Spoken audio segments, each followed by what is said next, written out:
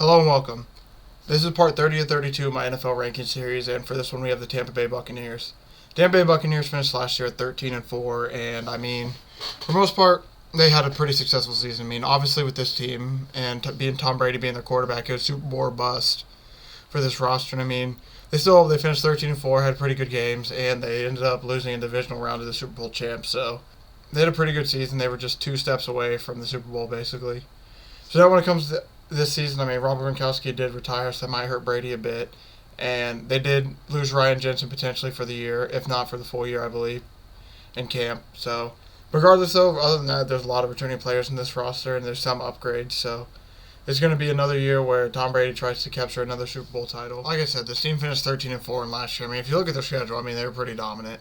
They did lose to the Rams twice last year, which basically was the one issue they had, was they couldn't beat the Rams. They lose to the Rams. They lose to the Saints twice. They lose to the Commanders. None of that, they pretty much beat every other team they played. And, there was a lot of good games that they played. Like, the Colts game they played was really, really good. The Eagles game was pretty good. Tom returning to New England was pretty good. This team played a lot of good games last year. And, for the most part,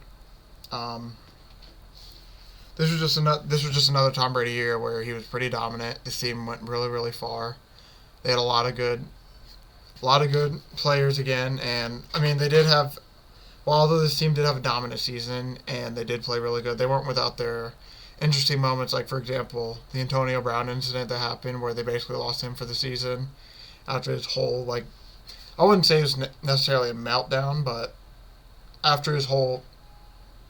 So basically after his whole meltdown during the Jets game, they lost him, and I'm pretty sure he's done. They ended up losing Chris Godwin to injury during the year, and no matter what happens, they still had Mike Evans, they still had Leonard Fournette, and they still had some other names, but it just got to the point where, for whatever reason, they just couldn't get the job done against the Rams. So yeah, basically, the wide receivers are still the same. They got Mike Evans, Chris Godwin. They did have a few changes with Russell Gage and Julio Jones, but then other than that stuff, Scotty Miller, Tyler Johnson, all them.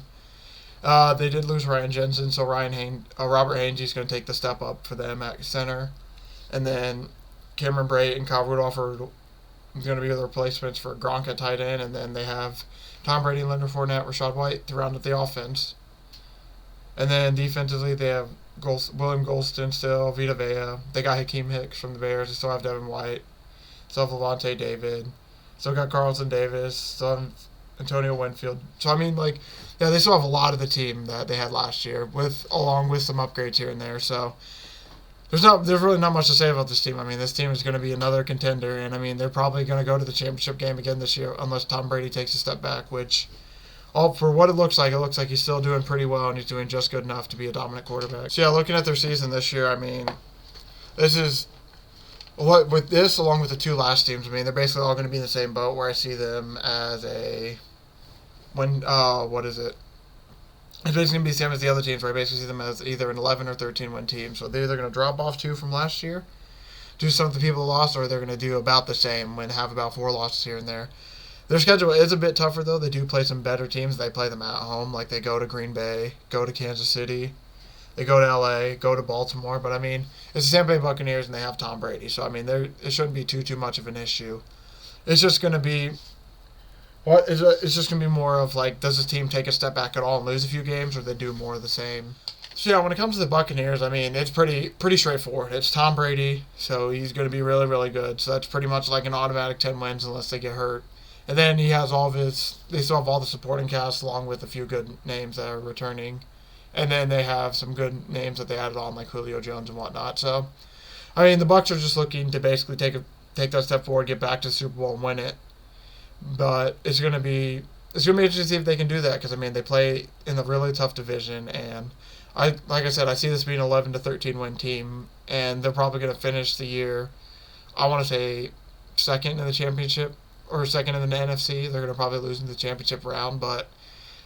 Regardless, it's still a really good team. Based on last year, they still have a lot of the same names. So, it's just going to be more of, can Tom still do what he did, or is he going to have a drop-off from what he has been doing? Because if he doesn't have that drop-off, then there's a really good chance that the Bucs could be a Super Bowl team this year.